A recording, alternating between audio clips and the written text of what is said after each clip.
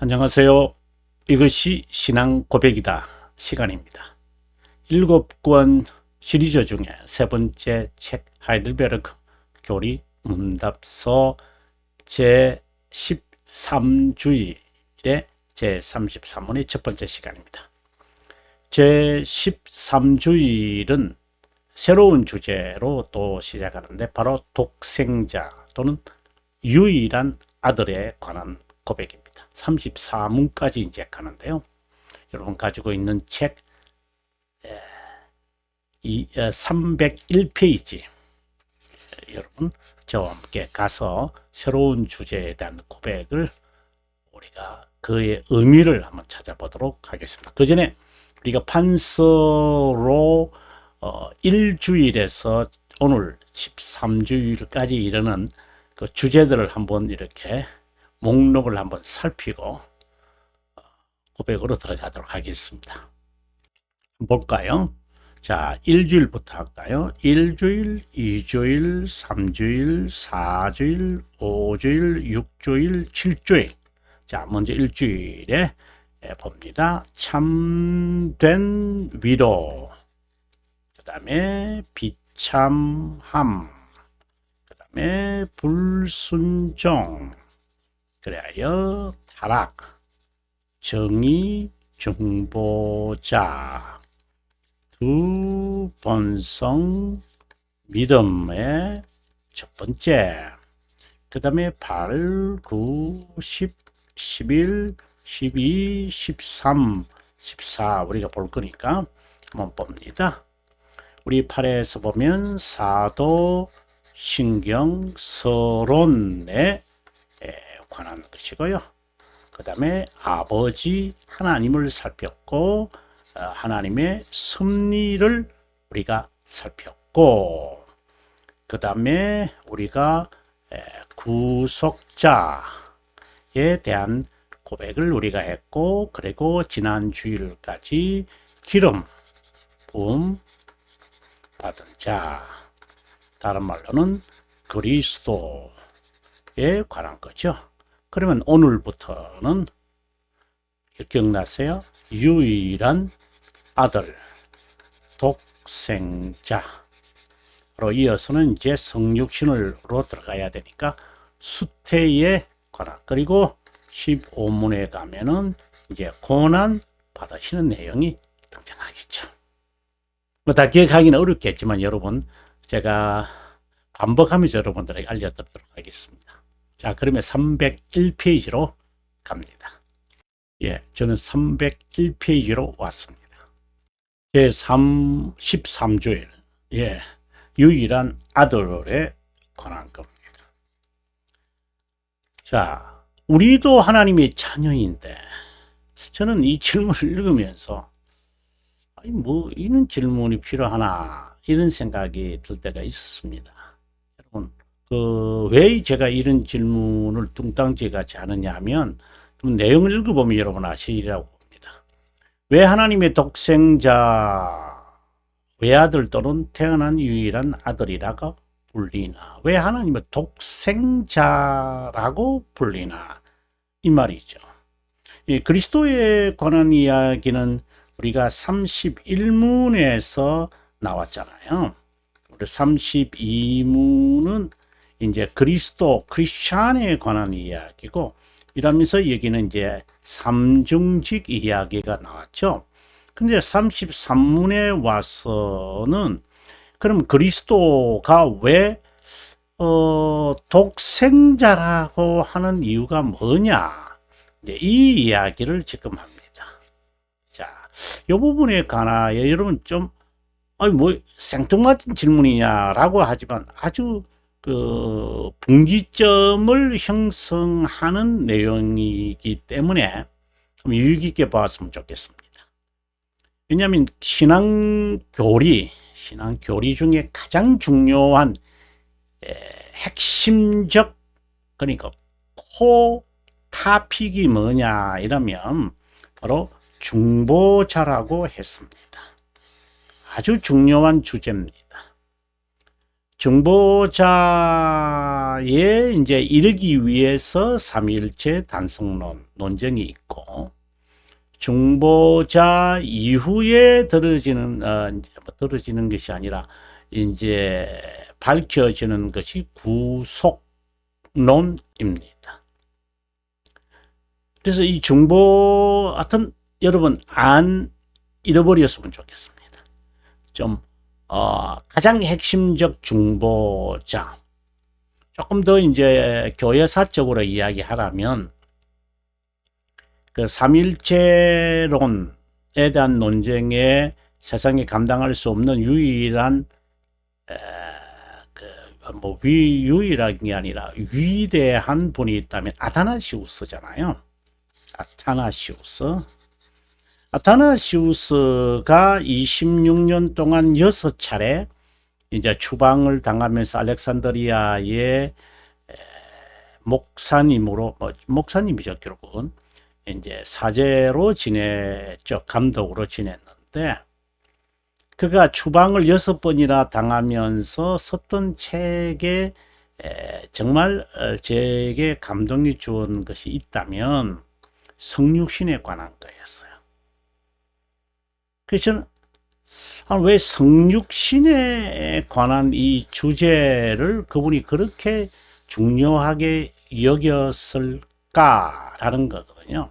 그러면 성육신에 대한 이야기가 있기 전에는 중보자 이야기가 언급되어야 그 다음에 성육신, 그 다음에 어떻게 구속의 사역을 하시는가가 구체적으로, 즉 삼중직이 구체적으로 어떻게 드러나는가, 그 이제 우리에게 나타나죠. 그 삼중직이 이제 낮아지신 신분부터 높아지신 신분에 관한 이야기, 그리고 난 다음에 이제 이신칭의, 이제 이렇게 이제 보통 이제 신앙 교리와 논리적 이제 구원의 진리가 그렇게 표출되잖아요. 그래서 핵심적인 거죠. 중보자.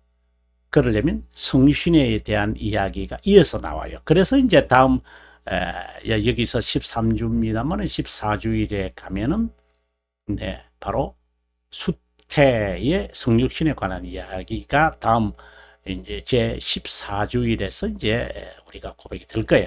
이것에 대한 중요성을 제가 여러분에게 말씀드립니다. 뭐 이미 알고 계시는데 뭐 이렇게 하면 저도 뭐 할 말은 없습니다만, 자, 답변입니다. 그리스도만이 하나님의 영원하고 본성적 아들이다.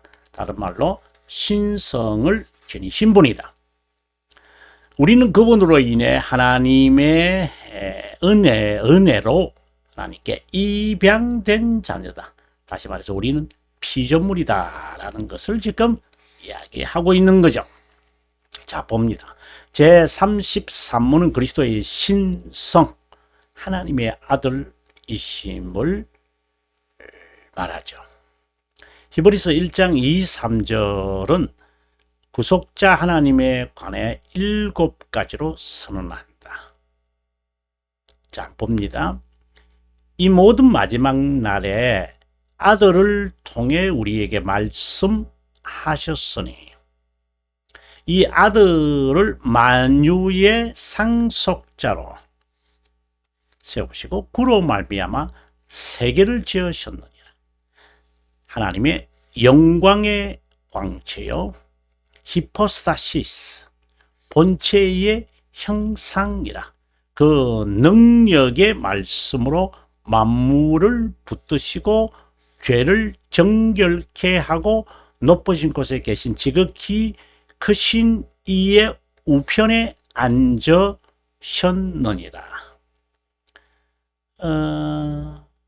하나님 아들에 관한 그 고백의 내용인데요. 먼저 봅니다. 만유의 상속자다. 창조다. 영광의 광채다. 본체의 형상이다. 능력의 말씀으로 만물을 붙드신다. 죄를 정결케 높은 곳에 계신 바로 하나님을 말하죠. 하나님의 우편에 앉아 계신다. 위에서는 그리스도의 어떠하심에 관한 고백이다. 사도 바울처럼 유대인, 즉 히브리인이 알았던 예수님은 빌라도에게 죄인으로 판결받아 십자가 형틀로 죽은 죄인이라는 것이었지만, 이제 성령 하나님의 사역으로 그분이 어떤 분임을 깨달아야 한다고 밝히는 선언이라 하겠다. 이제 히브리서는 이제 보통 사도 바울이 이제 작성했다고 알려져 있잖아요. 우리는 그분이 각자에게 어떤 분인지 우리가 사는 동안 절대 잊어서는 안 된다. 우리가 하나님은 어떤 분이십니까? 라는 이 질문은 중요한 질문이죠. 근데 to each of us, 이게 더 중요하죠. 우리에게 어떤 분이십니까? 라는 거 질문을 던져야 합니다. 그냥 하나님은 어떤 분이지? 나와 상관없는 분이다. 이러한 그 부자연스럽고 피상적인 그 자세가 아니라 나에게, 나 개인에게, 다시 말해서 person, 나의 인격에 또는 나의 존재에 대해 그분은 어떠한 분으로 나에게 명시되는가? 이 질문이잖아요. 누가 그렇게 말합니다가 아니라 너희는 나를 누구라고 하느냐? 주님 질문을 하는 거지. 이거는 존재에 관한 질문이에요. 우리가 항상 이 질문을 던져야 돼요. 초대 시대에 개최된 4차례의 범종교 회의는 그리스도론 논쟁이었다. 좀 정리를 해보면요, 여러분, 이거는 아주 좀 어려운 교회사적인 이야기다 보니까 좀 어려운데 제가 한번 정리를 하겠습니다.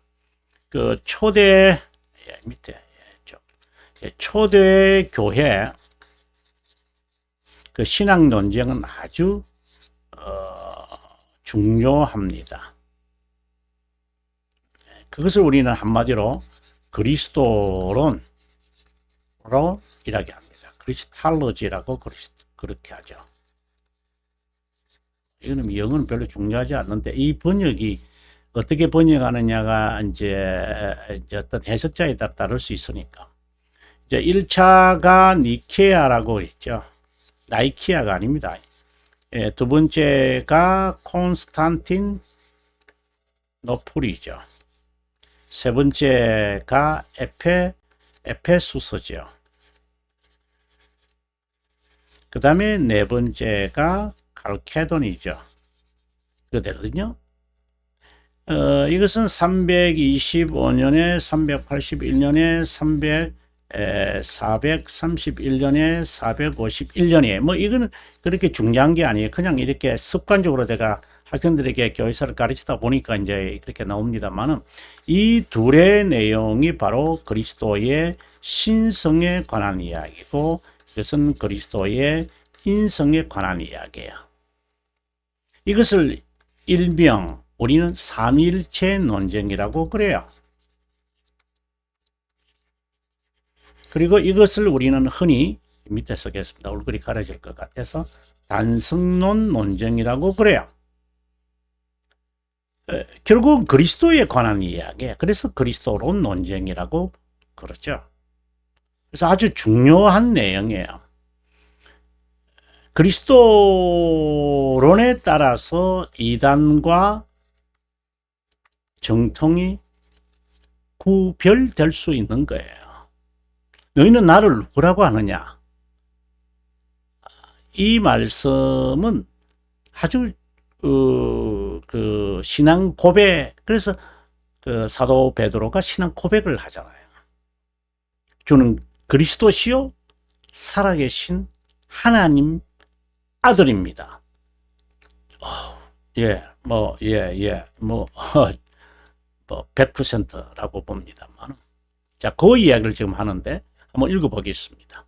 초대교회 시대 개최된 4차례, 4차례 범종교회는 그리스도론 논쟁이었다. 니케아이다. 1차 니케아의 1차, 왜냐면 2차 니케아가 있어요. 그래서 여러분들에게 헷갈리지 않았으면 좋겠다 싶어서 제 1차 콘스탄티노폴리스 범종교 회의 2차도 있죠. 니케아도 있죠. 그래서 여러분들 한번 헷갈리지. 이게 그냥 니케아가 이제 300년 후에 이제 있게 되어지기 때문에 여러분들이 니케아는 한 번밖에 없는 거 아닙니다. 두 번이 있습니다. 그리스도의 신성에 관한 것으로 흔히 삼위일체 논쟁이라고 부른다. 제1차 에베소서, 에베소도 제2차 에베소서 종교회의가 있기 때문이죠. 칼케돈은 한 번밖에 없어서 그냥 칼케돈 이렇게 합니다. 그리스도의 인성에 관한 것이다. 그리스도론 논쟁이라고 부른다. 근데 실제로 그리스도의 두 본성에 관한 논쟁이고 삼일체 논쟁이다. 이 논쟁은 이렇게 중요하고 뜨거운 이유가 있는데 구원의 진리에 관한 것이기 때문이다. 그분이 하나님이 아니시거나 신성을 지니 않았다면 그분의 구속 사역은 불완전한 것이기에 우리는 완전한 구원을 위해 다른 자가 필요하다. 동시에 그분을 반드시 동일 본질을 지녀야 한다. 호모오시오스죠. 이제 영어로 이제 이렇게 하면 호모오시오스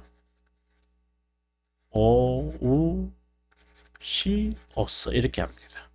이걸 이제 그리스어를 그대로 이제 음력하면 이렇게 되죠. 신성에 가깝다거나 신성에 가깝다고 말하는 것을 호모이 오시오스라 유자입니다. 오시오스 이렇게 이제 말을 해요. 신성에 가깝다는 것이 이제 유사 호모이 오시오스인데 이거는 유사 본질이라고 그래요. 여기서는 동일 본질이잖아요. 동일. 이제 여기에 이오타 하나가 들어가는 거거든요. 여기에 보시면 유사 본질이다. 이것을 가리켜서 우리는 세미 아리오스주의다 이렇게 말하고 이것을 아리오스주의다 이렇게 말을 해요. 그러면 아리오스주의와 이 세미 아리오스주의의 차이는 바로 이거예요. 그리스도도 하나님이시고 하나님 아버지도 이 말이 좀 이상하지만 어쨌든 그들의 주장에 의하면 근데 같은 신성은 아니다. 아들이 조금 이렇게 이제 비슷한 신성이다. 또는 저급한 신성이라고 말할 때 오리겐이라고 하는 사람이 이 주장을 해요. 본인이 동일 본질이라는 단어를 말해놓고도 아니야. 저급한 신성이다. 결국은 587년에 585년 정확하게 이단으로 정죄를 받죠. 565년 죄송합니다. 565년입니다. 그게 정확합니다. 565년에 이단으로 정급을 받아요. 그러니까 inferior date이라는 말이죠. inferior, inferior 조금 저급한 신성을 지녔다. 근데 이게 왜 이게 이단으로 되어야 할 이슈냐면 저급한 신성, 즉 좀 가까운 신성, 좀 부족한 신성만큼 누군가가 채워야 하잖아요. 완전한 구속의 역사가 불가능하잖아요. 부족한 만큼 누가 채워야 된다는 말이죠. 그럼 우리가 구원을 위해서 그럼 누가 채워야 돼? 우리가 채워야지. 그래서 우리의 선행이 거기에 가입되는 거예요. 제가 말하는 것은 구원을 받기 위한 선행이 아니라 구원에 대한 선행은 구원에 따른 귀결인 선행은 해야죠. 근데 거기서 말하는 선행이라고 하는 이 말 자체도 웨스트민스터 신앙고백서 16장에서 여러분 명쾌하게 답을 찾아야 돼요. 그냥 선행이라고 하니까 자선, charity라고 생각하시면 안 돼요, 여러분. 이 선행이 체리티라고 생각하시면 안 되죠. 선이라는 게 하나님의 선하시고 온전하시고 기뻐하시는 뜻이 무엇이다? 선하신 하나님을 맛보아할지니라. 시편 34편 8절에 있는 말씀처럼 우리가 이 선이라고 하는 이 말이 합력하여 선을 이루시느니라 할 때 그 선, God, 이제 God is good 말은 하는데 무슨 의미인지 정확하게 이 해설을 읽고 답을 찾아야 돼요. 좀 멀리 갔습니다만은 신성을 지녔다 하더라도 하나님 아버지와 동일한 본질을 지니지 못한 하나님의 아들이라는 개념은 초대교회 때 대이단 아리오스파가 주장했다. 그렇지 않다. 하나님의 아들은 완전한 하나님이시고 완전한 인간이다. 이것은 개혁신앙의 고백 중 가장 중요한 고백이다. 중보자라는 말이죠. 중보자 하나님. 참고로 예수님께서 구속사역의 절정의 십자가에 못 박히기 전날 밤 제자들에게 한 권면의 말씀에서도 이것을 밝히 알 수 있다. 그분은 자신이 하나님이고 아버지와 성령 하나님 간의 관계도 동일함과 위격에서 구별됨을 자세히 밝혔다. 이런 질문과 답변에 관해 칼빈 선생이 이미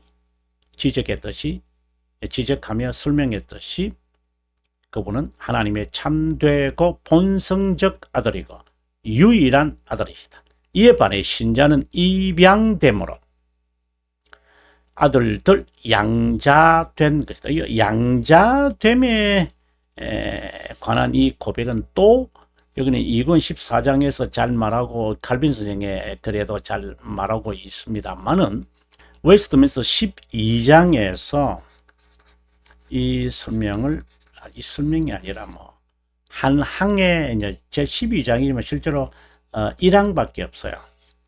그러나 우리가 이 양자됨의 이 고백은 중요합니다. 그래서 양자된 것이다. 그리스도와 우리는 창조자, 이 관계를 지금 말하려고 하는 거거든요. 더욱이 하나님과 우리 간에도 그 관계를 잊어서는 안 된다. 성령 받아라. 이런 말은 신성모독죄입니다. 하나님을 향하여 명령을 내어 가며 본인이 저급한 신이라도 되나요? 성령 운동하는 자들 아주 조심해야 됩니다. 하나님이 지금 나에게 말씀하셨다고 이렇게 함부로 말하는 자들도 있거든요. 정말 조심해야 합니다. 더욱이 창조자와 하나님의 관계, 이 관계성을 무시하면 존재의 혼동을 가져오게 된다. 오늘 여러분 여기까지 하고 여기 303페이지네요. 여러분 303페이지 우리가 다음 시간에 가도록 하겠습니다. 긴 시간 동안 함께 해주셔서 고맙고요. 다음 시간에 여러분과 함께 할 것을 약속드리고 남은 시간 위로와 기쁨과 보람이 있고 행복하시길 바랍니다.